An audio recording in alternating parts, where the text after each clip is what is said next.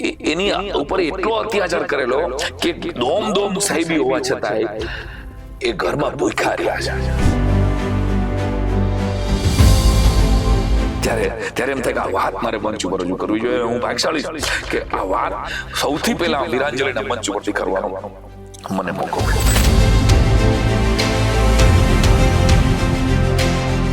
આવો કયો પરિવાર છે જે આખો પરિવાર આ સ્વતંત્રતા સંગ્રામમાં જોતરાઈ ગયો અને કામ આવી ગયો? તો વંદે માતરમ ગાવા ઉપર બેન હતું તો કેસરીસિંહજીએ પોતાના પહેલો દીકરો જે છે એનું નામ જ વંદે માતરમ રાખ્યું. એટલે કે મને મારા દીકરાનું નામ લેતી વખતે કોઈ ના નહીં પાડે. માણેક કુંવર એટલે આવું કોઈ કપલ આખા ભારતમાં ફરી આવો તને નહીં મળે. અને આની લાશ પણ બહાર ન નીકળવી જોઈએ. આ લાશ બહાર નીકળશે તો આખા રાજસ્થાનના ચારણોમાં વિદ્રોહ થશે અને રાજસ્થાનના ચારણ 20-21 વર્ષનો ચારણનો દીકરો મરી જાય એટલે એકેય રાજપૂત રાજસ્થાનનો હાથમાં જાયલો નહીં રહે. પ્રશ્ન થાય કે આ વીર સપૂત કોણ છે જેમની આંખોમાંથી તેજ નીતરે છે? અને એ પુસ્તકમાં એને કેસરીસિંહ બારહટનો ઉલ્લેખ કર્યો કે મને એમ લાગે છે કે ભાઈ રાજસ્થાનનો આ પરિવાર છે ને આના જેવો તો ભારતમાં ક્યાંય પરિવાર નથી. તો માણેક કુંવર એક અદ્ભુત અને ઇતિહાસની અંદર હાસ્યમાં ધકાઈ ગયેલું એવું પાત્ર. આવો કોઈ વ્યક્તિ દેશ માટે કુરબાન થઈ જાય અને આપણે એને ઓળખીએ પણ નહીં તો આવી માતાઓ એ રોલ મોડેલ છે. અત્યારે નાનકડી બાબતમાં એક ફોન નથી લઈ દેતા કોઈ અને ડિપ્રેશનમાં આવી જનારી છોકરીઓ માટે માણેક કુંવર જેવી ચારણિયાણી છે ને એની રોલ મોડેલ છે કે પોતાનો પતિ, પોતાનો જમાઈ, પોતાનો દીકરો, પોતાનો દેર બધા દેશની લડાઈ લડતા હોય ત્યારે સુસાઇડ નથી કર્યું એને. અને અંગ્રેજો દમન કરવામાં કઈ બાકી ન રાખ્યું હોય. 20-21 વર્ષનો પ્રતાપસિંહજી જયારે દેશ માટે કુરબાન થઈ જાય ને એ પ્રેરણા છે મારા તમારા માટે કે મરવાનું દેશ માટે હોય, ઘટનાઓ માટે ન હોય. આજે 15મી ઓગસ્ટ એટલે સ્વાતંત્ર્ય દિવસ. ઠેર ઠેર આપણા આ સ્વાતંત્ર્ય પર્વની ઉજવણીઓ થઈ રહી છે. છેલ્લા કેટલાય દિવસોથી ઠેક ઠેકાણે આખા દેશભરમાં તિરંગા યાત્રાઓનું આયોજન થઈ રહ્યું છે. આ તિરંગો જ્યારે આપણે જોઈએ છીએ ત્યારે આમ મન જે છે એ ગર્વથી ભરાઈ જાય છે. તિરંગાના એ 3 રંગ, એ કેસરિયો, એ સફેદ, એ સમૃદ્ધિનો પ્રતીક સમાન એ લીલો રંગ, વચ્ચે અશોક ચક્ર શોભે છે, એના 24 સારા છે, એ ભૂરા રંગમાં એ અશોક ચક્ર શોભે છે. આ તિરંગો જ્યારે જોઈએ છીએ ત્યારે આમ મેં કહ્યું ને કે મન ગૌરવથી ભરાઈ જાય છે. પણ આજે જ્યારે આપણે આ સ્વતંત્રતા પર્વ ઉજવી રહ્યા છીએ ત્યારે મારે આ કેસરી, આ સફેદ, આ લીલા કે આ ભૂરા રંગના અશોક ચક્ર વિશે વાત નથી કરવી. મારે વાત કરવી છે રક્તના એ રાતા રંગ વિશે, જેમણે આપણા જે સ્વાતંત્રતા સેનાનીઓ હતા એમણે પોતાનું આ રક્ત સિંચી અને આ ભારત માતાને, આ વસુંધરાને આટલી ઉજળી કરી છે. મારે વાત કરવી છે ભારતના એક એવા સપૂત વિશે વાત નથી કરવી આજે, પરંતુ આખા એવા પરિવાર વિશે વાત કરવી છે જેમણે આખા પરિવારે જ આ સ્વતંત્રતા સંગ્રામમાં પોતાનું જીવ જે છે, પોતાનું આખું જીવન જે છે જોતરાવી દીધું અને ભારતના એકમાત્ર શહીદ પરિવાર તરીકે ઓળખાતા બારહટ પરિવાર વિશે જય હિન્દ BSI ન્યૂઝ પર આપની સાથે હું છું નિધિ ગઢવી. આજે આપણે જ્યારે આ સ્વતંત્રતા પર્વ ઉજવી રહ્યા છીએ અને સ્વતંત્રતા સેનાની, દેશના વીર સપૂતો વિશે આપણે વાત કરવી છે ત્યારે મેં જે રીતે વાત કરી કે આજે આખો દેશ તિરંગા યાત્રામાં તિરંગાઓના રંગથી રંગાયેલો છે. મારું હૃદય પણ આ તિરંગાના 3 રંગોથી રંગાયેલું છે. અને જ્યારે તમારું હૃદય આવા 3 તિરંગાના રંગોથી રંગાયેલું હોય એટલે તમે ક્યાંય પણ જાઓ એટલે તમને દરેક જગ્યાએ દેશભક્તિ અને કસુંબલ રંગ જ દેખાય છે. હું જ્યારે રાજકોટમાં નીકળું છું ત્યારે રાજકોટનો જે રૈયા ચોકડીનો જે પુલ છે, આ પુલની જે દિવાલ છે એ દિવાલમાં આપણા વીર સપૂતોના જે ચિત્રો અંકિત કરેલા છે, આ ચિત્રો જ્યારે હું નિહાળું છું ત્યારે હું બાન ભૂલી જાઉં છું અને આ ચિત્રો નિહાળતી રહી જાઉં છું. આ બધા જે વીર સપૂતોના ચિત્રો ત્યાં ચિતરેલા છે એમાં એક ચિત્ર છે જેમાં મોટી સફેદ જટા છે, લાંબી સફેદ દાઢી છે, મરદ મૂછાળાને શોભી એવી મૂછો છે અને નીચે નામ લખેલું છે ચારણ ઠાકુર કેસરીસિંહજી બારહટ. પ્રશ્ન થાય કે આ વીર સપૂત કોણ છે જેમની આંખોમાંથી તેજ નીતરે છે? અને આ જે નામ છે એ નામ થોડા દિવસ અગાઉ જે આપણા ભારતના જે વીરો છે, વીરોને અંજલિ અર્પણ કરવા માટેનો જે કાર્યક્રમ છે વીરાંજલિ, આ વીરાંજલિ કાર્યક્રમમાં મેં ગુજરાતના આપણા જે ખૂબ પ્રખ્યાત અને ખૂબ જેને લોકો જેમને સાંભળવા ખૂબ ગમે છે એવા ગુજરાતના જાણીતું એવું નામ સાંઈરામ દવેના મુખમાંથી સાંભળ્યું. વીરાંજલિના કાર્યક્રમમાં સાંઈરામ દવે જ્યારે ચારણ ઠાકુર કેસરીસિંહજી બારહટ વિશે અને એમના પરિવાર વિશે વાત કરી રહ્યા હતા, એ સાંભળીને આપણે રૂવાડા બેઠા થઈ જાય. એટલે વધુ જાણવાની ઈચ્છા થઈ કે આવો કયો પરિવાર છે જે આખો પરિવાર આ સ્વતંત્રતા સંગ્રામમાં જોતરાઈ ગયો અને કામ આવી ગયો. પછી થયું કે આ વિશે જયારે આપણે વાત કરવી છે તો આનાથી વિશેષ આજે આપણે વાત કરવી છે એ સાંઈરામ દવેથી વિશેષ આપણને કોણ સમજાવી શકે. એટલે આજે અમારી ટીમ પહોંચી છે સાંઈરામભાઈ દવે પાસે, અને સાંઈરામ દવે પાસેથી આપણે જાણવું છે કોણ છે આ વીર પરિવાર. સાંઈરામભાઈ, BS9TV ન્યૂઝમાં આપનું ખૂબ સ્વાગત છે. ધન્યવાદ. બારહટ પરિવાર જેના વિશે ઘણી બધી જગ્યાએ અમે જોતા અને સાંભળતા હોઈએ છીએ, પરંતુ વીરાંજલિ કાર્યક્રમમાં તમે જે વર્ણન કર્યું આ પરિવારની શૌર્ય ગાથા વિશે, તો તમારી પાસેથી સૌથી પહેલા તો જાણવું છે કે આ પરિવાર કોણ છે? નિધિ, ક્રાંતિવીરોની યાત્રા એવી રક્તરંજિત છે કે ઇતિહાસના પાનામાં આ વીરો એવી રીતે સંતાડી દેવામાં આવ્યા કે જેણે પોતાના આખા પરિવારને આ બલિદાનની વેદી ઉપર હોમી દીધા, અને એમનું નામ પણ આખા દેશના લોકો સુધી નથી પહોંચ્યું. મતલબ 10 માંથી 8 જણાને પૂછો તો 1 કે 2 નામ એને ક્રાંતિવીરોના, એક તો એને એ ખબર નથી કે સત્યાગ્રહની ચળવળ જે અહિંસક લડાઈ હોય એ સ્વાતંત્ર્ય સેનાની કહેવાય, અને જે ગરમ દલ સાથે લડ્યા એ ક્રાંતિવીરો કહેવાય. તો દેશની એક શેર બહુ સરસ મજાનો મુનવ્વર રાણાનો છે કે સિર ફિરે લોગ જો હમે દુશ્મને જ્યાં કહેતે હૈ, સિર ફિરે લોગ જો હમે દુશ્મને જ્યાં કહેતે હૈ, વરના હમ જો ઇસ મુલ્ક કી મિટ્ટી को भी माँ कहते हैं. આપણે આ ધરતીને માં કહેવા વાળા એ આજકાલના નથી. અંગ્રેજો કે 1200 વર્ષથી આપણે ક્યાંક ને ક્યાંક કોઈને કોઈ પ્રજા આપણે લૂંટતી આવી, અને છેલ્લા 200 વર્ષ આપણે અંગ્રેજોની ગુલામી બેઠી. તો એ પહેલાથી આપણે માં કહીએ છીએ. આપણા વેદોમાં છે કે આ ધરતીને માની ઉપમા આપવામાં આવી છે. તો રાજસ્થાન સાથે સતીઓનો ઇતિહાસ જોડાયેલો છે. તને પણ હું પૂછું કે રાજસ્થાન એટલે શું, તો તું એમ કહીશ કે વીરોની ભૂમિ, સતીઓની ભૂમિ. સૌરાષ્ટ્ર તો કે સંતોની ભૂમિ. આ સહેજે બાય ડિફોલ્ટ આવે એવી વાત છે. પંજાબ તો કે મર્દોની ભૂમિ, આવું તરત જ આપણને ખ્યાલ છે. તો મહારાષ્ટ્ર તો કે શિવાજીની, મરાઠાઓની ભૂમિ, આ આપણને ખબર છે. પરંતુ સૌરાષ્ટ્રનું કનેક્શન રાજસ્થાન સાથે છે.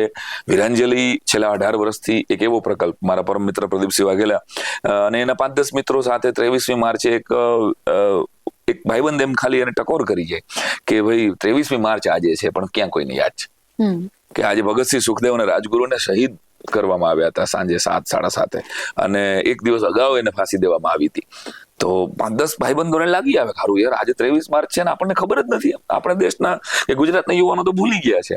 એટલે એટ એ ટાઈમ કોઈ છોકરાને મોકલી એકાદ ભાઈબંધને અને ભગતસિંહ, સુખદેવ અને રાજગુરુનો ફોટો રાખવામાં આવે, અને એમ કે કોઈને રોડ ઉપરથી આને પુષ્પાંજલિ કરો ને, કોઈ રોકાય કોઈ ન રોકાય. આવી રીતે એક શહીદ ચોકમાંથી, અત્યારે એનો શહીદ ચોક છે વસ્ત્રાપુર પાસે, વીરાંજલિની શરૂઆત થઈ. બીજા વર્ષે એને કીધું કે આવતા વખતે આપણે મોટો કરવો છે કે આને કાંઈક વ્યવસ્થિત ફોર્મ કરીએ. તો એને બધા યુવાનોને બોલાવ્યા અને કબડ્ડીની શરૂઆત કરી. કબડ્ડીમાં શરત એટલી રાખી કે કબડ્ડી રમતી વખતે તમારે ભગતસિંહ બોલતા કબડ્ડી રમવા, કે જેથી યંગસ્ટર્સ જોડાય કેવી રીતે. તો બીજા વર્ષે થોડા વધારે મિત્રો આવ્યા, ત્રીજા વર્ષે એથી વધારે આવ્યા. ત્રીજા વર્ષથી ડાયરો શરૂ કર્યો કે ડાયરો લોક શિક્ષણનું કામ હંમેશા કરે છે. કેટલા વર્ષોથી ડાયરાએ કેટલી વાતોને ઉજાગર કરી છે આ મંચ ઉપરથી. તો સ્વનામ ધન્ય ગુજરાતના એવા કેટલાક કલાકારોથી એમણે શરૂ કર્યો. ત્રીજા કે ચોથા વર્ષે એટલે 2012 થી લગભગ હું જોડાયો એમાં, અને મારો આ ગમતો વિષય હતો. હાસ્ય કલાકાર તરીકે હું એમાં લોકોએ મને સ્વીકારી લીધો, પરંતુ મને અંદરથી ખેંચતું હતું દેશભક્તિની વાત. પણ દેશભક્તિની વાત કરવી ક્યાં આવે? કોઈના લગ્નમાં ડાયરો હોય તો અહીંયા અમારે કાંઈ ભગતસિંહ શહીદ થઈ જાય આ વાત તો કરાય. તો એક મંચ મળ્યું ગુજરાતભરના કલાકારોને કે આ એક મંચ ઉપરથી માત્ર આપણા ક્રાંતિવીરોનો ઇતિહાસ જ રજૂ કરવાનો છે. અને પ્રદીપસિંહ બાપુ પણ એમાં ફર્મ રહ્યા, આખી ટીમ. એવી વીરાંજલિ સમિતિ કદાચ એવી સમિતિ છે ગુજરાતની કે જ્યાં કોઈ પ્રમુખ નથી, ક્યાં કોઈ ખજાનચી નથી. જે તું જો દેશને પ્રેમ કરતી હોય, ક્રાંતિને પ્રેમ કરતી હોય, તો તું વીરાંજલિની સભ્ય છો. આવી રીતે સ્વયંભૂ રીતે છેલ્લા 18 વર્ષથી આ કાર્યક્રમ થાય. તો હવે ધીમે ધીમે અમારી પાસેથી ઇતિહાસ તો ખૂટતો જતો તો એમ નહીં, પણ એક ભગતસિંહની જ વાત કરીએ દરેક વખતે ભગતસિંહ, એના બદલે એની સાથે આપણે બીજા ક્રાંતિવીરોની ઓળખાણ કરીએ. જી આ પ્રકલ્પ શરૂ થયો અને એમાં મને એવા મિત્રો મળતા ગયા કે જે મને સામેથી કોઈ બુક મોકલાવી દે, કોઈ મને 1000 પેજની ઓ ઉઠો ક્રાંતિવીરો નામની મહારાષ્ટ્રના ક્રાંતિવીરોની પુસ્તક મોકલાવ્યું કે આમાં મહારાષ્ટ્રના ક્રાંતિવીરો છે, તમે આમાંથી કંઈક બોલજો.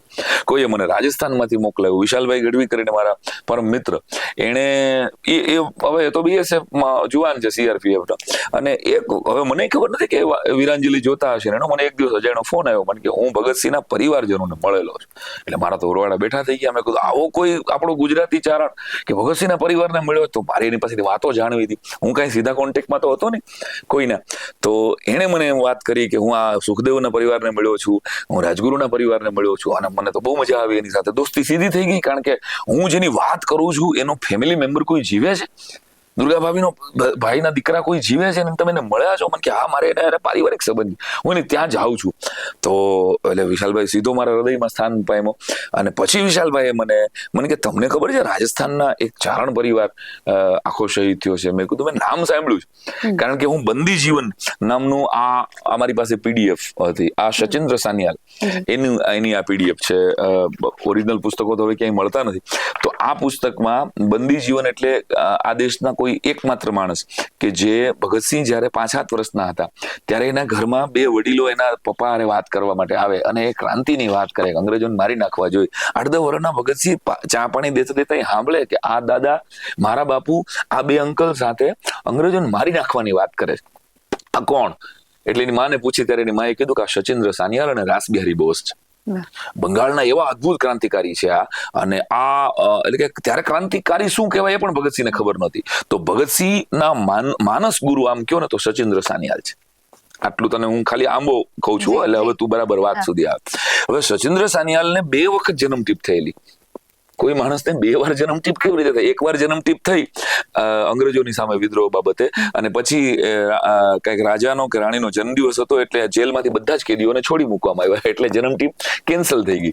અને તોય અંગ્રેજો આની પાછળ પડ્યા. સચિન્દ્ર સાનિયાલ આ બધાનું માઇન્ડ હતા. જેટલી જગ્યાએ અંગ્રેજોની સામે બ્લાસ્ટ થતા હતા એની સામેનું ભગતસિંહ પહેલાનું માઇન્ડ હતા, ક્રાંતિનું આ હૃદય હતા. તો એને જ્યાં જ્યાં ઘટનાઓ થઈ અંગ્રેજોએ ફરી પાછા એને બીજી વાર જન્મટીપ આપી. એ જન્મટીપમાં એને આ બંદી જીવન નામનું પુસ્તક લખ્યું, અને એ પુસ્તકમાં એને કેસરી સિંહ બારહટનો ઉલ્લેખ કર્યો કે મને એમ લાગે છે કે ભાઈ રાજસ્થાનનો આ પરિવાર છે ને આના જેવો તો ભારતમાં ક્યાંય પરિવાર નથી. તો આવી રીતે આનો આંબો થયો. સચિન્દ્ર સાનિયાલને વાંચતા વખતે મને ખ્યાલ પડી કે કોઈ રાજસ્થાનનો આવો પરિવાર કે જેના વિશે સચિન્દ્ર સાનિયાલ પોતાના બંદી જીવન નામની પોતાની આત્મકથામાં જેનો બહુ વિધિવત રીતે ઉલ્લેખ કરે, તો આ કોણ? અને વિશાલભાઈ મને આ પુસ્તક મોકલ્યું, કેસરી સિંહ બારહટ. તો બારહટ એટલે ઈસરો બારહટ એ આપણને કવિતામાં આવે, દેવિયાણમાં કે બારહટ એટલે ચારણ થાય. તો અહીંયા સૌરાષ્ટ્રના ચારણો માટે કે ગુજરાતમાં હું કલા ક્ષેત્રમાં છેલ્લા 30 વર્ષથી છું, તો છેલ્લા વર્ષોમાં આપણે પૂજ્ય નારાયણ સ્વામીથી માંડીને આદરણીય હેમુભાઈ ગઢવીથી માંડીને ચારણ એટલે કલા ક્ષેત્ર સાથે જોડાયેલો, કલાની સાધનાનો. મુગલોના કાળમાં ક્યાંક ને ક્યાંક ચારણો લડ્યા છે. ચારણને 1.5 સૂરો કહેવામાં આવ્યો છે, આવું લોક સાહિત્યમાં કહેવાય. તો મને એમ થાય કે 1.5 સૂરો કોઈ કેવી રીતે હોય? સૂર હોય, 1.5 સૂરો કેવી રીતે હોય? તો મને એક વડીલ મિત્રએ બહુ સરસ જવાબ આપ્યો કે શૂરવીર એને કહેવાય કે જે શત્રુ ઉપર ઘા કરી શકે, એ શૂરવીર છે. દરેક કોઈ પણ કોમનો હોય શૂરવીર છે. પણ ચારણને 1.5 સૂરો શું કામ કહેવામાં આવે? કે સમય આવે એ શત્રુ માથે તો ઘા કરે જ, પણ છેલ્લે એમ લાગે ને કે હવે મારાથી આ થાય એમ નથી, તો એ પોતાનું માથું ઉતારી લે. તો એટલે એને 1.5 સૂરો કહેવામાં આવ્યો છે. તો આ વીરતા જોઈએ ને, મારું માથું ઉતારી લેવા માટે તો એક વીરતા જોઈએ. તો એવી એક વિશિષ્ટ પ્રકારની વીરતા ચારણમાં રહી છે. પણ અહીંના કલાકારોમાં હું જોતો હતો કે અહીંયા તો કલાકાર જ છે. અહીંયા કોઈ આર્મીમાં હશે ચારણ, ધારો કે મને મળતા નથી, હું કઈ મળ્યો નથી, તો મેં કીધું ક્રાંતિ સાથે જોડાયેલી ની વાત કેમ કોઈ ચારણ કરતા નથી? મારા વડીલ કલાકારો હતા, એના મોઢે તો મેં ક્યાંય સાંભળી નથી. એટલે મને થોડીક શંકા ગઈ કે ભાઈ આમાં જ્ઞાતિના વખાણ નથી કરવાના, દેશના વખાણ વખાણ કરવાના છે. અને જ્યારે મારા હાથમાં આ પુસ્તક આવ્યું કેસરીસિંહ બારહટ, તમે જુઓ તો સફેદ દાઢી, જે કાગબાપુની દાઢી છે એવી જ દાઢી, અને રાજસ્થાનના ચારણોને આપણે જેમાં દાન લાગે, અહીંયા અમુક ચારણની આપણી ઘણી બધી જે ફેકલ્ટીઝ છે એમાં, તો ત્યાં રાજસ્થાનના આ જાગીરદાર ચારણો કે જેની પાછળ સિંહ લાગે, તો કેસરીસિંહજી બારહટ, અને એ જાગીરદાર કૃષ્ણસિંહજીના દીકરા, અને એ પણ રજવાડાઓના અદ્ભુત કવિ, અને પોતે માલે તુજાર, કોઈ એમ નહીં કે કોઈ ની ગમે એની કવિતા કરી દે, રાજાઓ સાથે બેઠનાર અને પોતે રાજા. તો એવા વ્યક્તિનું જીવન ચરિત્ર વિશાલભાઈ મને પહોંચાડ્યું, અને એ વાંચ્યા પછી મને એમ થઈ ગયું વીરાંજલિમાં આ વાત મારે રજૂ કરવી જોઈએ, અને મેં એ વાત વીરાંજલિમાં વાર્તાની જેમ રજૂ કરી. તો લોકોના બહુ બધાના મેસેજીસ આવ્યા, અને એ લોકોએ બહુ સ્વીકારી કહ્યું કે આ વાત તો અમને ખબર જ નથી. ઇવન અમારા ચારણ મિત્રોના કેટલા બધા કલાકારોના મને ફોન આવ્યા કે સૈરમભાઈ આટલી ડિટેલમાં આ વાત અમારા કુળની છે અને મને ખબર નથી કે આ વરવડી નો તો દુહો આપણે ગાઈ છીએ અહીંયા લોકદેવી તરીકે. માતાજીને આપણે બહુ પ્રેમ કરીએ, બહુ ચાહીએ, હોનલમાં હોય કે ખોડિયાર હોય કે મોગલમાં હોય, એમ જ આઈ વરવડી માડી દેવી દે ઘણા તું પાદરીએ પાદરા પણ હોય જો કફરતણા તો વેલા ટાળજે વરવડી. આ ભીખુદાનભાઈ પાસેથી આપણે અનેક વખત એમ થાય કે આ માતાજીનું સ્તવન છે, તો વરવડી માં ભરોડી સાથે એનો સીધો સંબંધ છે કે આ સોદા બારહટ પરિવાર કહેવાય. કે લોકવાયકાઓ ઘણી બધી હોય, આના કોઈ ઐતિહાસિક તથ્યો કદાચ બધા પાસે નહીં હોય અને માગવાના પણ ન હોય, પણ મહારાણા પ્રતાપ સાથે એમના વંશજો લડ્યા, સોદો કર્યો, એ ઘોડાના સોદાગારો હતા એક સમયે. એટલે એવું કહેવાય છે કે આપણો ચેતક પણ સૌરાષ્ટ્રમાંથી આપેલો ઘોડો હતો. એ સોદા બારહટ, એ સોદા જેણે કર્યા, અને ઘોડાના જાતવંત, એટલે પોતે સૈનિકો હતા, યોદ્ધાઓ હતા, એટલે ઘોડાની સમજ હતી એને. અને એ મારું ચારણો પોતે રાજસ્થાન શિફ્ટ થયા, અને પછી એ પરિવારમાંથી કૃષ્ણસિંહજી બારહટ આવે છે. તો આ પુસ્તકમાંથી જ હું ખાલી યાદ કરાવું તમને કે એ સમયે 21 નવેમ્બર 1872 અત્યારનું જે મેવાડ અંતર્ગત શાહપુરા ભીલવાડા સ્ટેટ કહેવાય, એ ભીલવાડા સ્ટેટના કૃષ્ણદેવસિંહજી હતા, અને ત્યાં એમનો જન્મ થયો કેસરીસિંહજીનો.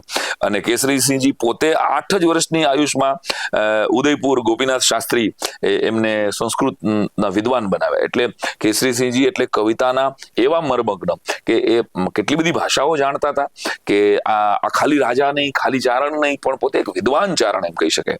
તો સંસ્કૃતના એ સમયના ગોપીનાથ શાસ્ત્રી એટલે બનારસના વિદ્વાન હતા.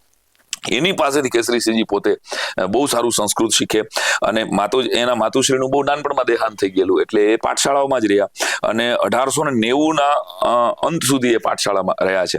અને ત્યારબાદ 1891 એમના વિવાહ કોટા રાજ્યના કોટડી વાળા દેવીદાનજીની બેન માણેક કુંવર સાથે થાય. તો માણેક કુંવર એક અદ્ભુત અને ઇતિહાસની અંદર હાસ્યામાં ધકાઈ ગયેલું એવું પાત્ર. આની વાત હું પછી કરીશ તમને, કે 25 મઈ 1893 દિવસે એ એમને એક દીકરાનો જન્મ થાય. પહેલા તો એ સમયે સંતાન જન્મે એટલે નામ પાડવાનો આપણો રિવાજ છે, તો પ્રતાપસિંહનો જન્મ 1893 થાય છે. એ પહેલા એક દીકરો જન્મે છે, અને ત્યારે અંગ્રેજોની સામેનો એને ક્રોધ હતો. એ કવિતામાં અહીંયાના રાજાઓમાં અંગ્રેજોનો ઉચંચુપાત વધતો જતો હતો. એ કેસરીસિંહજીને ગમતું નહોતું, પણ યુવાન હતું, એટલે લોહી એટલે ઉકળે, પણ ન કહી શકાય કાંઈ કે ભાઈ મારો રાજા નથી બોલતો. અને બીજું કે હું એના રાજ્યમાં ઇન્ટરફિયર નહોતું કેસરીસિંહજીને, તો વંદે માતરમ ગાવા ઉપર બેન હતું. તો કેસરીસિંહજીએ પોતાના પહેલો દીકરો જે જન્મ, એનું નામ જ વંદે માતરમ રાખ્યું.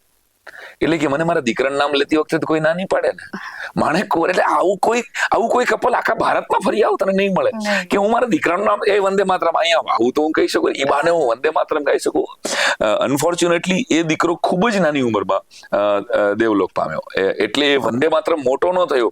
બાકી વંદે માતરમ કોઈનું નામ હોઈ શકે અત્યાર સુધીમાં કોઈ નથી વિચાર્યું, કલ્પના ન થઈ શકે. તો આ ચારણની કોઠાસ જ હતી, અને એની દેશભક્તિ કેવી હતી, મારે મારા દીકરાનું નામ એટલે રાખવું છે કે જેથી કરીને એને આખો સમાજ વંદે માતરમ. તો હવે રાજકુમાર કહેવાય, રાજા સાહેબનો દીકરો છે, કેસરીસિંહજીનો દીકરો, વંદે માતરમ કુંવર પધાર્યા, ઈ બાને લોકો વંદે માતરમ બોલશે.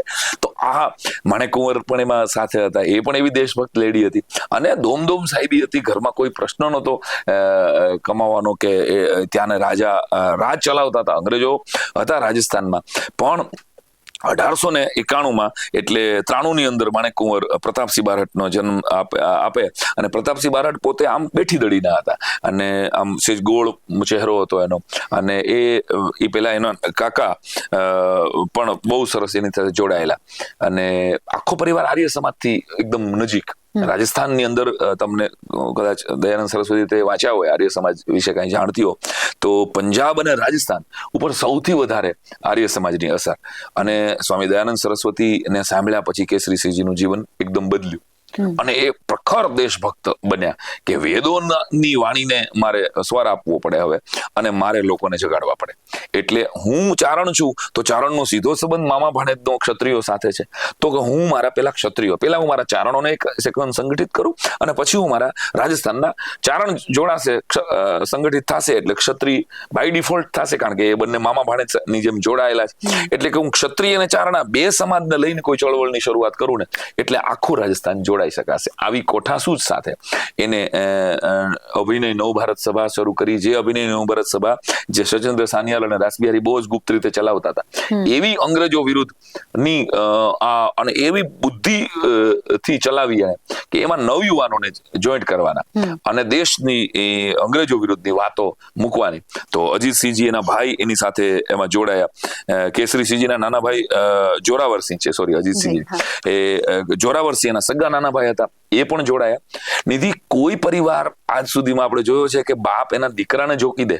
આજે હું કલાકાર છું તો હું મારા દીકરાને કલાકારીમાં નાખી દઉં આમ ઘણો તો એક ધંધો છે પણ હું એમ કહું કે આથી સારો કોઈ ક્ષેત્ર નથી. એમ કેસરીસિંહજી બારડે પોતાના દીકરા પ્રતાપસિંહને તો આઝાદીના યજ્ઞમાં જોડ્યા, એના નાના ભાઈ જોરાવરસિંહને જોડ્યા અને પોતાની દીકરી હું ભૂલતો ન હતો એનું ચંદ્રમણી નામ હતું મને ક્યાંયથી મળી જાય તો એના જમાઈ હતા ઈશ્વરદાન આસિયા. ઈશ્વરદાન આસિયાને કોઈ બાપ પોતાના જમાઈને એમ કહે કે મરી જાજો મારી દીકરી ચાંદલા વગરની રહેશે તો ચાલશે પણ અંગ્રેજોની સામે ઝૂકતો નહીં. આવું કોઈ સસરો એના જમાઈને કહી શકે? મેં આ વાંચ્યું ને ત્યારે મને એમ થયું કે આ કેવા માણસો હતા કે જેને દેશ પોતાની દીકરીનો સૌથી વધારે સેફેસ્ટ શું હોય અગર તું મારી દીકરી હો તો મને તારા સુહાગની સૌથી વધારે ચિંતા હોય ને કોઈ પણ બાપ કે ભાઈ તું તને કાંઈ મારા જમાઈને મારો દીકરાને કાંઈ થઈ જાય ને તો હજી મને પોહાશે પણ મારા જમાઈને કાંઈ ન થઈ જવું જોઈએ. તો આ એક એવો ચારણ પરિવાર હતો કે જેના દીકરાને તો એમ કહે છે કે પ્રતાપને લઈ ગયા કેસરીસિંહ બારડ ઉપર પછી અંગ્રેજો તો મુકદમા ચલાવ્યા. અંગ્રેજોને તો દેશભક્ત લોકો સાથે મુકદમા ચલાવવા માટે કોઈ બાનાઓની જરૂર નહોતી. આ તો એક સ્કેન્ડલ, આ તો દમનની અને શોષણની નીતિ થી રાજ કરનારા લોકો હતા. મુગલો 1200 વર્ષમાં આપણી ઉપર આવ્યા, મુગલો સામે વિદ્રોહ ન થયા, મુગલો સામે ક્રાંતિ ક્યાંય નથી થઈ. તમે જોયું હશે છૂટાછવાયા રાજાઓ લડ્યા પરંતુ પ્રજા કારણ કે પ્રજાને એના રાજા ઉપર જ એટેક કરતા હતા. મુગલ આવ્યા ત્યારે શું કરતા હતા એના રાજાને મારીને એટલે પ્રજા માટે ખાલી રાજા બદલતો હતો. પ્રજા ઉપર કઈ બહુ એટલી બધી પ્રેશરાઇઝ નહોતું થતું પણ અંગ્રેજોએ દમન અને શોષણની નીતિ અપનાવી એટલે લોકો પીલાતા હતા એટલે લોકોનો વિદ્રોહ આવ્યો. અને ચારણ હંમેશા લોકોનું કલ્યાણ, બ્રાહ્મણ ને ચારણ આ બે કોમ એવી છે કે લોકોનું દુઃખ ન જોઈ શકે. એને જ્યાં દુઃખ જોયું એના દુહા બનાવ્યા. એની કવિતાથી કલમથી એને પ્રકૃતિમાં ક્યાંક સારું જોયું તો એને પ્રકૃતિના દુહા બનાવ્યા કે આ વાત જે વેદોમાં છે હિરણ હલકારી જોબનવાળી નદી. હવે નદીનું વર્ણન વેદોમાં લખ્યું હોય ત્યારે દાદ બાપુ જયારે જુનાગઢની હિરણને જોવે છે ત્યારે એનાથી રહેવાતું નથી એટલે ઈ હિરણ હલકારી જોબનવાળી નદી રૂપાળી નખરાળી આમ કહી અને જયારે ઈ હિરણના વખાણ કરે છે ત્યારે હું જીતુભાઈને ઘણી વાર કહું કે ઈ હિરણે દાદ બાપુને શું આપ્યું હશે? નથિંગ. હિરણ નદીએ કઈ નહીં આપ્યું ને દેખીતી રીતે. તો કહેવાનો અર્થ કે કાગબાપુએ કોઈ કવિતા લખી રામાયણની તો રામાયણે કાગબાપુને શું આપ્યું? ના, કવિ તો રાષ્ટ્રના આ નૈતિક મૂલ્યોને ને યજ્ઞમાં હંમેશા પોતાનું સમીર હોમે છે પોતાની કલા થકી. તો ત્યારે આ પરિવાર એવો પરિવાર કે જેણે પોતાના દીકરાને તો કહી દીધું પ્રતાપસિંહ નાની ઉંમરના હતા, 21 જ વર્ષના શહીદ થયા છે.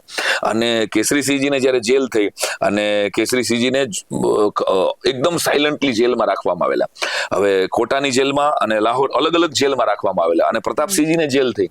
જ્યારે પ્રતાપસિંહજી જેલ થઈ તો એક એનો અંગ્રેજ અધિકારી છે એ અંગ્રેજ અધિકારી ને એમ છે કે હવે 19 વર્ષનો 20 વર્ષના છોકરાને હું હમણાં પટાવી લઉં, એમાં હું હવે આની પાસેથી વાત કઢાવી, એટલે આવડા છોકરાને તો હું આની યારે કોઈ પ્રેશરાઇઝ નથી કરવું, આની યારે પ્રેમથી હમણાં હું આને ફસલાવીને વાત કરું. એટલે એક અંગ્રેજ અધિકારી પ્રતાપસિંહજીને અંદર મળવા જાય અને સમજાવે કે પ્રતાપ, તારી તો જિંદગી બાકી છે ભાઈ, 21 વર્ષનો છું, તારા લગ્ન થવાના બાકી છે, અને આમ જો તું મને ખાલી છે ને જેટલા ભેગા હતા ને આ ક્રાંતિમાં તારી સાથે ને બાપુ સાથે, આનું ખાલી નામ આપી દે ને એટલે હું તને છોડી દઉં, આપણે કોઈ તારો મુકદમો નહીં ચાલે, હું લેખિત તને કરી દઉં. એટલે પ્રતાપ કે ઓહો, હું તો આવી જ રાહ જોતો હતો, એ કે પણ મને કે 2 મુદ્દા છે, મને તમે એકવાર બાપુને મળાવી દો, મારા બાપુ બીજી જેલમાં છે, મળવાનો તો દેતા, કોઈ માણસને મળવાનો તો દેતા, મને બાપુને મળાવી દો, અને મારી બા કે માણેકવર છેલ્લા અવસ્થાએ છે, એ રાહ જોતી હશે મારી, આ મને 2ને મળાવી દો, પછી હું નામ આપું. અરે હાલ. એટલે પેલા ગામમાં જતા તો કોટામાંથી એને પેલા માણેકવર મા પાસે લઈ જવામાં આવે, અને મા પાસે લઈ જાય ત્યારે આ દેશની વિરાંગના કેવી હોય, જેની તો વાત આપણને માણેકવરનો ફોટો બતાડીએ તો કોઈ ઓળખી ન શકે. એ એકદમ તબિયત એની બહુ ખરાબ હતી. માણેકવર પાસે જઈને પ્રતાપ ઉભા રહે ત્યારે તું આવ્યો કેમ, તને કોણ લઈ આવ્યું? તો મને અંગ્રેજોએ છૂટ આપી તને મળવાની. તો એનો મતલબ કે તે ફૂટી નથી ગયો ને? તો કે યાદ રાખજો બેટા, મારા જેવી 1000 માં કુરબાન થઈ જાય ને તો મંજૂર છે, પણ તું કહી ન દેતો ત્યારે માથે હાથ મૂકીને પ્રતાપ એમ કે છે કે તારો દીકરો છું, 9 મહિના ગળથોલિયા ખાઈને તારા પેટમાં જન્મો છું, માં મને મફતમાં મળવાનું મળતું હતું ને એટલે મળી ગયો, તને મળીને હું કાંઈ વાત કહેવાનું નથી, તું ચિંતા કર. આટલું એને આશ્વાસન આપી અને જયારે નીકળી જાય, હું તો અંગ્રેજોને કઈ નીકળ્યો છું કે હું ખાલી મળવા આવ્યો છું, હું કઈ કહેવાનું નથી, તને મફતમાં મળી ગયો ને, હાલ હવે બાપુ પાસે ગયા. હવે કેસરીસિંહજીને જયારે મળવા આવે છે ત્યારે કોઈ માણસ એમ કહે છે કે કેસરીસિંહ, તમારો દીકરો પ્રતાપ આવ્યો છે, એટલે સીધી શંકા જાય કે ફૂટી ગયો હશે તો જ આને મળવા દે, નકર તો મળવા જ ન દે. તો કેસરીસિંહ જેલની અંદર પોતે બેડીઓમાં છે અને આજીવન કારાવાસ છે. પ્રતાપ પણ નાનકડો, એટલે કેટલા વર્ષો પછી પોતાના દીકરાને સામે જોતા હતા અને સીધો સિંહની જેમ ત્રાડું બાપ કેસરીસિંહજી કે કહી દીધું તે દગો કર્યો તે દેશ સાથે, એટલે કે બાપુ તમારો દીકરો છું, તમે ભરોસો તો રાખો તમારા લોહી ઉપર, આ એક ટીપું આનું નીકળી જશે ને તો એકેય વાત બહાર નહીં નીકળે, કે એ ભરોસો રાખજો, અને મને મારી નાખશે ને તોય મને મંજૂર છે, વાત નહીં નીકળે. આ તો મને આ અંગ્રેજ અધિકારી ફોલાવીને તમને મળવા લઈ આવ્યો ને તો એમ થયું કે મારા બાપને ભેટીને પગે તો લાગી લો. અને ત્યારે ઠીંગણા કદના પ્રતાપ આકાશ જેવા લાગતા હતા. ક્યાં વાત હે, 2 ભેટા, ખમા મારા દીકરા, તને જાજી બતાવ્યું, માતાજી તને કરોડ દિવાળીઓ તપાવે, કારણ કે તું તે વાત નથી કરીને, બસ મને ભરોસો હતો, એમ કરીને કે પ્રતાપસિંહજીને લઈ જવામાં આવે. 2 પ્રેમથી મળ્યા. ચેતવણીના ચુંગઠિયા લખ્યા હતા કે શ્રીસિંહ ઉપર કેસ ચલાવ્યો હતો કે એની કલમ તો હતી, એને પોતાના રાજા મળવા જતા હતા અંગ્રેજોને, ત્યારે એને ચેતવણીના ચુંગઠિયા, એટલે એ કવિતાથી અંગ્રેજોને બહુ પીડા થઈ હતી કે આ એક કોઈ કવિતાને લીધે જેલ થઈ હોય કોઈ ક્રાંતિવીરને, એવો આ પેલું ચારણ પરિવાર હતો. એટલે કેસરીસિંહજીએ જે કવિતાઓ લખી હતી એ દેશભક્તની હતી, લોકોને જગાડવાની હતી, પોતાના રાજાને જગાડવાની હતી કે તારે ન મળાય, તું રાજા છો મારો, અને તારાથી બીજા અંગ્રેજ સરકારને નમન ન થઈ શકે. એટલે એનાથી અંગ્રેજોને પ્રોબ્લેમ હતો, એટલે એને ડામવા માટે કેસરીસિંહજીને જેલ થયેલી. અને બીજા ઘણા બધા મુદ્દાઓ પછી તો અંગ્રેજોએ ભેગા કરી લીધેલા કે તમે દેશ વિરુદ્ધ કામ ચલાવો છો, કંપની વિરુદ્ધ કામ ચલાવો છો, પણ પ્રતાપસિંહને લઈ જવામાં આવ્યા. હવે પ્રતાપસિંહ ઉપર એટલું 2 રીતે અંગ્રેજ ઠગાઈ ગયો કે ઓહો, આ તો માને મફતમાં મળી લીધું, જેને રજા જ નથી, બાપને મળી લીધું, પણ આ કઈ વાત તો કરતો નથી કરતો. પાછળ જેલમાં આવીને કીધું મને કઈ ખબર જ નથી, હું તો નાનકડો છું, કોણ હતા એ આવ્યા હતા પણ કોણ હતા એ કઈ ઓળખતો નથી. ચારણની જે કોઠાસૂ જો એવી રીતે એને ગોળ જવાબ આપ્યો, એટલે એની ઉપર એ અધિકારીએ એવો દમન શરૂ કર્યો કે એને ખાવા પીવાનું ન દેવામાં આવે, એને એવા તડપાવવામાં આવ્યા, એની ઉપર ક્રૂર અને માનવી નહીં પણ પાશવી અત્યાચાર કરવામાં આવ્યો કે 14 ઓગસ્ટ આજના દિવસે, એટલે 15 ઓગસ્ટ છે ત્યારે આ વાત કરું છું, કે 14 ઓગસ્ટે એને એટલી હદે તડપાવવામાં આવ્યો કે પાણી નસીબ, તું જવાબ આપે નામ તો જ તને પાણીનું ટીપું આપવામાં આવશે, અને એને પાણી પણ ન આપવામાં આવ્યું. અને આની લાશ પણ બહાર ન નીકળવી જોઈએ, આ લાશ બહાર નીકળશે તો આખા રાજસ્થાનના ચારણોમાં વિદ્રોહ થશે, અને રાજસ્થાનના ચારણ 20-21 વર્ષનો ચારણનો દીકરો મરી જાય એટલે એકેય રાજપૂત રાજસ્થાનનો હાથમાં જાયલો નહીં રહે. અને ચારણ અને રાજપૂત રાજસ્થાનના જો વિફર્યા તો રાજસ્થાનમાં 1857 જેવો સ્વાતંત્ર્ય સંગ્રામ ઉપડી જાય, મોટી ક્રાંતિ થઈ જાય. આ બીકે એ અંગ્રેજ અધિકારીએ પ્રતાપને જેલની અંદર ખાડો કરી અને દફનાવી દેવામાં આવ્યો. એની લાશ, ભગતસિંહ નસીબદાર હતા કે ભગતસિંહની લાશને અગ્નિ તો મળ્યો, પ્રતાપસિંહની લાશને અગ્નિ નથી મળ્યો.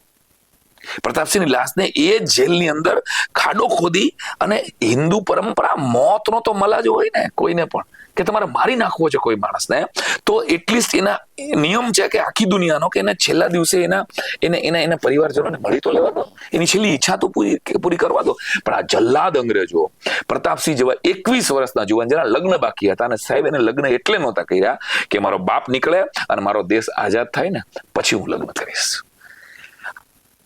આવો કોઈ વ્યક્તિ દેશ માટે કુરબાન થઈ જાય અને આપણે એને ઓળખીએ પણ નહીં. આપણે એની તિથિઓ તો ઠીક, એ તો કઈ એની કોઈ તિથિઓ ઉજવે એટલે મરી ગયા એવું કઈ પડી નથી. કોઈની તિથિ ઉજવે ને એનો સમાજ એનું ગૌરવ લે. સમાજ હોય કે આખો ચારણ સમાજ હોય કે આખો સમાજ, પણ કોઈ દેશ માટે મરી ગયો. અને એ સમયે અંગ્રેજોએ માણેક કુંવર અને એની ઈશ્વરદાન આસિયાની પત્ની એની ઉપર એટલો અત્યાચાર કરેલો કે દોમ સાહેબી હોવા છતાંય એ ઘરમાં ભૂખ્યા રહ્યા છે. એ હાલત શું થઈ હશે એ સ્ત્રીઓની, કે તમારું રજવાડું હોય અને તમારી પાસેથી બધું લઈ લેવામાં આવે. તમારા ઘરના બધા જ પુરુષો જેલમાં હોય. જોરાવરસિંહ જેલમાં છે, કેસરીસિંહ જેલમાં છે, દીકરો જેલમાં છે, કાકા જેલમાં છે, જમાઈ જેલમાં છે. બધા જ અંગ્રેજો સામે લડી રહ્યા છે. કોના માટે? દેશની પ્રજા માટે, ચારણ સમાજ માટે નહીં. એ પોતાના દેશના પ્રજાના હિત માટે લડી રહ્યા છે. અને એવા સમયે એની ઘરની સ્ત્રીઓ ઉપર એટલી હદે જોહુકમી ભોજવામાં આવે કે એને ખાવાના પૈસા નહોતા. ત્યારે એની પાસે કાંઈ રહેવા ન દીધું. કોઈ એને હેલ્પ કરે તો એની ઉપર અંગ્રેજ સરકાર સીધી કોર્ટ કન્ડક્ટ કરતી હતી. જો તમે કેસરીસિંહજીને પરિવારની માણેક કુંવરબેનને કે ચંદ્રમણીને મદદ કરવા ગયા તો તમારી ઉપર રાષ્ટ્રદ્રોહનો ગુનો લાગશે. અને એવા સમયમાં હું લાખ સલામ કરું છું માણેક કુંવરબાને, આ ચારણિયાળીને, કે આપણી પાસે વાર્તાઓ કેમ આપણે આના દુહા ન લખ્યા, કેમ આપણે આના ગીતો ન ગાયા, કેમ આ પ્રતાપસિંહની શહાદતને આપણે ભગતસિંહની શહાદતની હારવાર શહીદની કોઈ સરખામણી ન હોય. આ કોઈ રેસ નહોતી, પણ આ મરવા માટે આનું નામ પણ નથી ક્યાંય, આનો ફોટો પણ નથી ક્યાંય, આ કોઈને યાદ પણ નથી. આપણે આટલા નગુણા થઈ ગયા નથી. ત્યારે એમ થાય કે આ વાત મારે મંચ ઉપર રજૂ કરવી જોઈએ. હું ભાગ્યશાળી છું કે આ વાત સૌથી પહેલા વીરાંજલિના મંચ ઉપરથી કરવાનો મને મોકો મળ્યો. સોરી.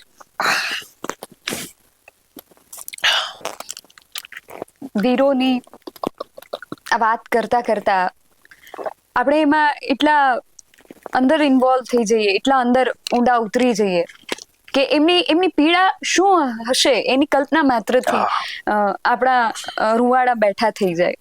આપણે ભગતસિંહને વાંચ્યા છે, એમના વિશે એમને જીવનમાંથી ઘણી બધી પ્રેરણા મેળવી છે. 23 માર્ચને આપણે શહીદ દિવસ તરીકે ઉજવીએ છીએ. યસ. ભારત માટે આ કેટલી ગૌરવશાળી વાત કહેવાય કે જે રીતે આપે કહ્યું કે ભગતસિંહ નાનપણથી આ સંસ્કારો એમના નાનપણથી આ સંસ્કારોનું સિંચન થયું. સચિન્દ્ર સાન્યાલજી એમના ઘરે આવતા અને જ્યારે આ વાતચીત થતી દેશભક્તિની, અને એ બાળક ભગતસિંહમાં આ સંસ્કારોનું સિંચન થયું. અને એ સચિન્દ્ર સાન્યાલ લખે કે મને ક્રાંતિની પ્રેરણા જે છે એ બારહટ પરિવાર પાસેથી મળી, અને એ ભારતનો એકમાત્ર શહીદ પરિવાર, અને એને આપણે જો ભૂલી જઈએ તો આનાથી મોટું આપણે પાપ કર્યું, સામૂહિક પાપ કર્યું. ક્રાંતિવીરોને ભૂલવાનું પાપ કર્યું, ક્રાંતિવીરોને વાંચવાનું પાપ કર્યું, ક્રાંતિવીરોને સ્મરવાનું પાપ કર્યું. આપણે આ સામૂહિક પાપ છે. અને જે એકલા મારાથી કોઈ પાપ થઈ જાય ને તો એનું પ્રાયશ્ચિત મારા એકલાથી થઈ શકે, પણ આપણે આખી પ્રજાએ પાપ કર્યું હોય તો એ પ્રજાએ સાથે જ મળીને. એટલે જ મને એમ થાય કે આ વાતોને વાગોળવી જોઈએ, આના ગીતો બનવા જોઈએ, આના દુહાઓ બનવા જોઈએ. આ વીરતાનો ઇતિહાસ છે, આ લોહીથી લખેલો. એના સંતાનો પછી ઇતિહાસ સાક્ષી છે કે જોરાવર પછી ઈશ્વરદાન આસિયા અને છેલ્લા સમયમાં કેસરીસિંહજી પછી જેલમાંથી જયારે છૂટે છે, 6 વર્ષ સુધી માણેક કુંવરબેનને ખબર નથી કે મારા પ્રતાપ, કોઈને ખબર જ ન પડવા દીધી આ લોકોએ, અંગ્રેજોએ, કે પ્રતાપ હવે નથી. પ્રતાપ ક્યાં ગયો? પ્રતાપને જેલમાં કહી દેવામાં આવ્યું કે શિફ્ટ કરી દેવામાં આવ્યો છે. 6 વર્ષ સુધી પ્રતાપ શહીદ થયો છે. આની વાત જેલની બહાર નીકળી નહીં. Can you believe this? 6 વર્ષ કોઈ માણસ જેલમાંથી એને મળવા તો ન જવા દે, તો એના નિયમ જ હતા. 6 વર્ષ પછી જયારે કેસરીસિંહજી છૂટે છે પોતાની જેલમાંથી, સાબિત નથી કરી શકતા અંગ્રેજો તો એને મોરલી ડિસ્ટર્બ કરવાનો પ્રયત્ન કરતા હતા વીર પુરુષોને. ત્યારે એક મિત્ર જે એને લેવા જાય છે એ એમ કહે છે કે તમને કેસરીસિંહ, ત્યારે ખબર પડી કેસરીસિંહ તમને પ્રતાપસિંહના સમાચાર મળ્યા? એટલે કેસરીસિંહ એમ કહે છે હા અત્યારે મળ્યા. તો કે 6 વર્ષ પહેલા એ તો દેવ થઈ ગયા છે એવા મને સમાચાર છે. તો કે તો હવે માણેકને ખબર છે કે પ્રતાપની માને ખબર છે? ના, એ તમારે કોણ કીએ ને કેવા જાય, અહીંયા જાય તો રાષ્ટ્રદ્રોહ થઈ જાય છે, એને હારે મળે તો તરત જ એની ઉપર વોચ લાગી જાય છે. તો તેને ખબર નથી? તો ના, તમે કે જઈને કહેજો 6 વર્ષ પછી માએ પોતાના દીકરાના મરસિયા ગાયા. તો આવી માતાઓ એ રોલ મોડલ છે. અત્યારે નાનકડી બાબતમાં એક ફોન નથી લઈ દેતા કોઈ, અને ડિપ્રેશનમાં આવી જનારી છોકરીઓ માટે માણેક કુંવર જેવી ચારણિયાણી છે ને, એની રોલ મોડલ છે કે પોતાનો પતિ, પોતાનો જમાઈ, પોતાનો દીકરો, પોતાનો દેર, બધા દેશની લડાઈ લડતા હોય ત્યારે સુસાઇડ નથી કર્યું એને. અને અંગ્રેજો દમન કરવામાં કઈ બાકી ન રાખ્યું હોય એવા સમયે એ માણેક કુંવરમાં તો આપણે એની પાસે આપણા માટે રોલ મોડલ શું હોય જિંદગીના, કે ત્યારે લડાઈ કેમ, કાંઈ વાંધો નહીં હશે. અને 6 વર્ષ પછી જયારે એને સમાચાર મળ્યા હવે દીકરો નથી, ત્યારે તો કેવી ભાંગી પડી હશે. તો કહેવાનો અર્થ કે આપણે બધાએ ભેગા મળીને આના ઓરિજિનલ જીવન ચરિત્રોના પુસ્તકો મારી દ્રષ્ટિએ નવી પેઢી એ ખાસ મારી વિનંતી છે કે આ યાદ કરવા પાછળનું કારણ શું? કેટલાક લોકો એમ કે હવે સો વોટ, હવે શું, અમારી તો અત્યારે, પણ અત્યારે તમે જે ફ્રીડમ થી નારા લગાવી શકો છો ને, જે તમને એમ લાગે છે ને કે અમે આખી દુનિયા હવે બદલાવી શકીએ એક પ્રોટેસ્ટ થી, તો યાદ રાખજો કે એ ફ્રીડમ મળી છે તમને આવા લોહી ના ખાબોચિયા ભરાણા છે પરિવારના પરિવાર જેના તો નામ પણ નથી. આવા તો કંઈ કેટલાય એ ચેતવણીના ચુંગઠિયા જે પોતાના રાજા માટે લખેલા, એની એક બે કડી કહીને પછી આપણે વાતને વિરામ આપીએ કે પગ પગ ભમ્યા પહાડ, ધરા છોડ રાખ્યો ધર્મ, મહારાણા મેવાડ હૃદય બસ્યા હિન્દ્રે. આ આમ રાજસ્થાની ભાષા છે, પણ અર્થાત એનું કારણ એવું કહે છે કે મેવાડ કે महाराणा सच्चाई की खातिर हमेशा सिर पर विपदाओं के पहाड़ ढोते हैं, मनोवंचित धर्म की खातिर अपने हमेशा नंगे पांव पहाड़ों पर भटकते हैं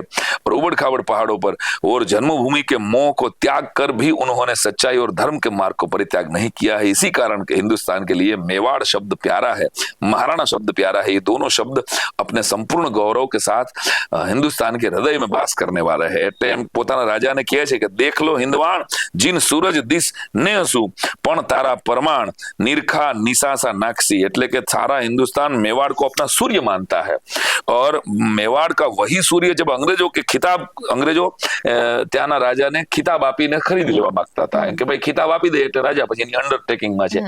અને ત્યારે અંગ્રેજો કો ખિતાબ દ્વારા કેવલ તારે કે રૂપ में है, એટલે જે सूरज છે એ તારો લેવા થોડો જાય.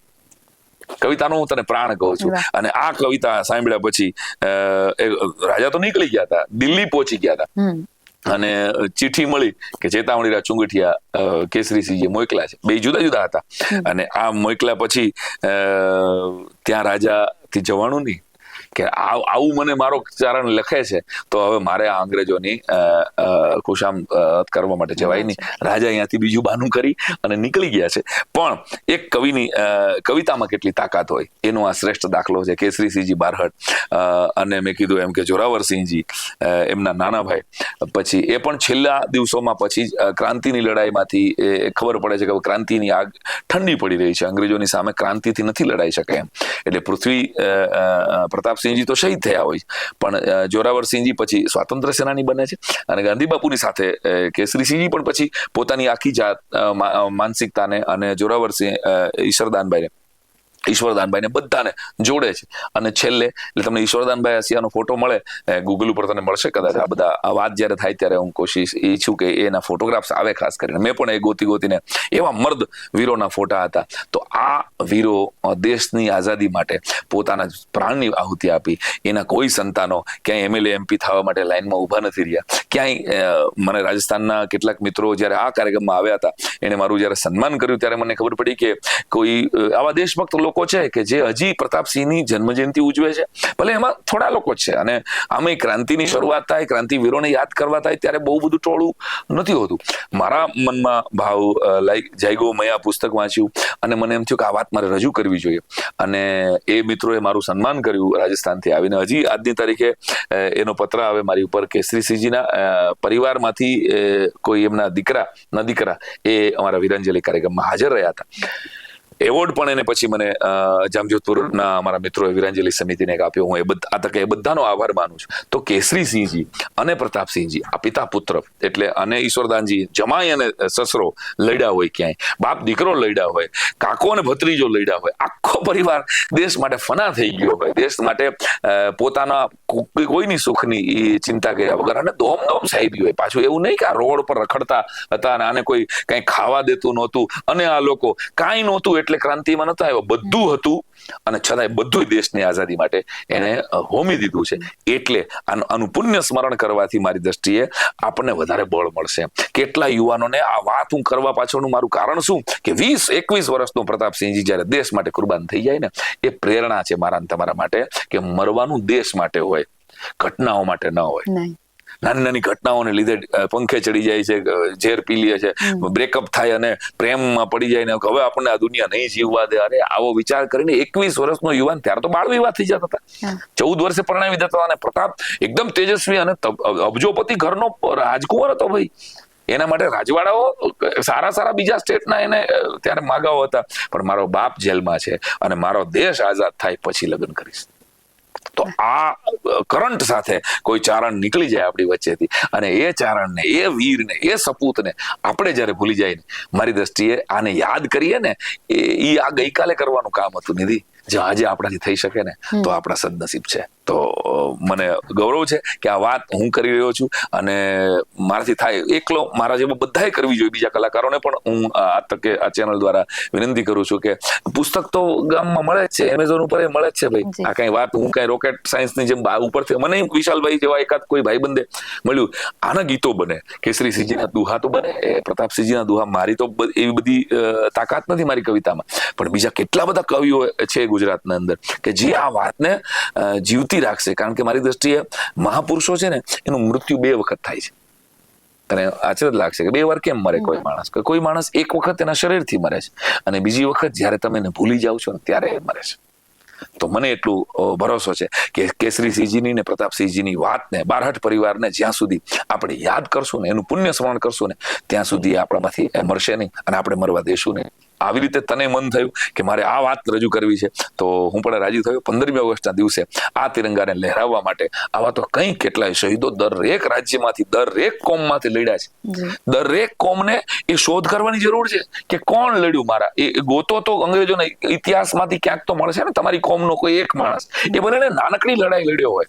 અને એ વાતનું ગૌરવ, જ્ઞાતિવાદ કરવો છે તો આમાં કરો ને કે ભાઈ અમારા કુટુંબમાંથી, અમારા ખાનદાનમાંથી, અમારી કોમમાંથી 6 જણા લડ્યા છે, તમારી કોમમાંથી 4.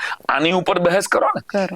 જો આપણે ઝઘડો જ કરવો છે તો ઝઘડો, મીઠો ઝઘડો આની ઉપર થાય કે તમારા કેટલા જણા લડ્યા બોલો. આની એને બદલે આપણે તો કોઈ બીજી દિશામાં કોમવાદ ને બીજી દિશામાં ગુજરાતને લઈ જઈ રહ્યા છીએ. ત્યારે ફરીને આવા શહીદોનું પુણ્ય સ્મરણ એ મારા તો જીવનનો માત્ર ને માત્ર એમ કહું કે વીરાંજલિ એક જ કાર્યક્રમ એવો હોય કે જેના માટે હું 4-6 મહિના પહેલા રિસર્ચ કરતો હોય. અત્યારે મારી આગલી વીરાંજલિની સ્ક્રિપ્ટ લખાઈ રહી છે અને તું આવી છું. વાહ, ઘણી બધી વાતો અને ઘણી બધી ચર્ચાઓ, જાણે આ સાંભળીને એમ થઈ જાય કે માત્ર સાંભળતા જ રહીએ અને શબ્દહીન થઈ જવાય છે. પણ જ્યારે મારે આ વાતને અંત તરફ વાળવી છે તો જે રીતે આપે કહ્યું કે શુભ દિન હૈ પ્યારા, પર મત ભૂલો સીમા પર जिन्होंने प्राण गवाए हैं, कुछ याद उन्हें भी कर लो. આવા જ કંઈક ઉદ્દેશ્ય સાથે આજે અમે તમારી મુલાકાતે આવ્યા હતા કે એવા અનસંગ હીરોઝ જે છે કે જેમનો ઇતિહાસ ક્યાંક દટાઈ ગયો છે, એના ઇતિહાસ ઉપર ધૂળો ચડી ગઈ છે, એને ખંખેરવાનો આ એક પ્રયાસ હતો કે આવા અનેક અઢળક વીરો અને એમની ગાથાઓ છે જેને આપણે ભૂલવાની ભૂલ કરી રહ્યા છીએ. એ ભૂલને હવે આપણે આગળ નહીં દબાવીએ. અને જી બિલકુલ, આગામી સમયની અંદર આપણે હજુ પણ આવા જે બધા વીરો ની જે ગાથાઓ છે એને આપણા યુવાનો સુધી પહોંચાડતા રહીશું. કારણ કે આપણે બહાર આદર્શ શોધવા જવાની જરૂર જ નથી. આપણે પોતાની ભારત ભૂમિ એટલી શ્રેષ્ઠ ભૂમિ છે કે એને એટલા વીર સપૂતો આપણને આપ્યા છે કે કોને આપણે આદર્શ માનીએ. આપણે ભગતસિંહને યાદ કરીએ કે આપણે પ્રતાપસિંહ બારહટને યાદ કરીએ, બધું એક જ છે. અને એ વીરોએ જ્યારે આપણા દેશ માટે આ બલિદાન આપી દીધું ત્યારે કદાચ એમની એવી અપેક્ષા નહીં હોય કે મારે પછીની પેઢી મને યાદ કરે, પણ ઉજવાય કે મારા જન્મદિવસ ઉજવાય કે મારે ક્યાં સ્ટેચ્યુ મુકાય, એના માટે તો એ મર્યા નથી. એમને તો કામના હતી માત્ર આઝાદીની. તો બસ એની એ કોઈ પણ કામના વગર ગયા છે. તો હવે એમની કામનાથી કેટલાયના જીવન સુધારી શકાય એમ છે. જી જી આપણે હાથી તો નીકળી ગયો છે, પૂછડું આપણા હાથમાં છે, જો આપણે પકડી શકીએ તો ક્રાંતિની એક જ્વાળાથી આપણે આપણા રાષ્ટ્રને વફાદાર રહીએ. એ જ આ લોકોને આપેલી શ્રદ્ધાંજલિ હશે. બિલકુલ બિલકુલ.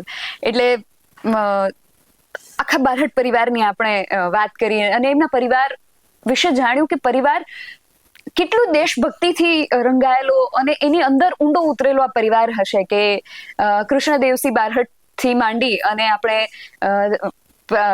કેસરીસિંહ બારહટની વાત કરી, માતા માણિક કંવરની વાત કરી, જોરાવરસિંહ બારહટ જે કેસરીસિંહના નાના ભાઈ હતા એમની વાત કરી, પ્રતાપસિંહ બારહટની વાત કરી, ઈશ્વરદાનજી આશિયા કે કોણ એવો પિતા હોય કે કોણ એવી માતા હોય કે જે એમની પુત્રીના જે સુહાગ છે એને સ્વાતંત્ર્યના સંગ્રામમાં એને ઉભો રાખી દે કે બેટા તારે દેશ માટે કામ આવી જવાનું છે.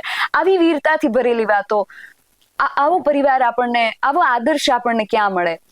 અને આપણું દુર્ભાગ્ય હોય કે જો આપણે એમને ભૂલી રહ્યા છીએ. એટલે આપણે આ એક પ્રયાસ હતો કે આપણે એમની આ જે શહીદી છે એને વ્યર્થ ન જવા દઈએ, એમની વાતોને વારંવાર વાગોળીએ, એમનું જે જીવન છે એને આપણા આદર્શ બનાવીએ અને આપણા જીવનની અંદર એમની જે આદર્શ કથાઓ છે, એમની આ જે વીર કથાઓ છે એને ઉતારીએ. અને હજી પણ ઘણી બધી વાતો છે, આ વાતો એવી છે કે જે ખૂટી ન શકે, પણ આજના અહેવાલને મારે જ્યારે અંત તરફ લઈ જવો છે તો મારે આ અંતમાં તમારા માટે એક પ્રશ્ન મૂકતું જવું છે કે આજે જ્યારે આપણે આ બારહટ પરિવાર વિશે વાત કરી અને એમની ક્રાંતિની, એમના શૌર્યની વાત કરી, ત્યારે તમને એવી કઈ વાત લાગી, કઈ વાતમાંથી તમને પ્રેરણા મળશે અને એને તમે તમારા જીવનમાં ઉતારી અને આ દેશ માટે તમે કંઈક કરી શકશો? એનું શું વાત છે? તમારું જે પણ મત હોય એ અમને કોમેન્ટ બોક્સમાં ચોક્કસથી જણાવજો. આવી જ વધુ વીર ગાથાઓ સાથે મળતા રહીશું. તમે અમારી યુટ્યુબ ચેનલને સબસ્ક્રાઇબ કરવાનું અને અમને ફેસબુક અને ઇન્સ્ટાગ્રામ પર ફોલો કરવાનું ભૂલશો નહીં. બાકી અમને અપડેટ્સ માટે આપ જોતા રહો BS9 TV ન્યૂઝ. નમસ્કાર.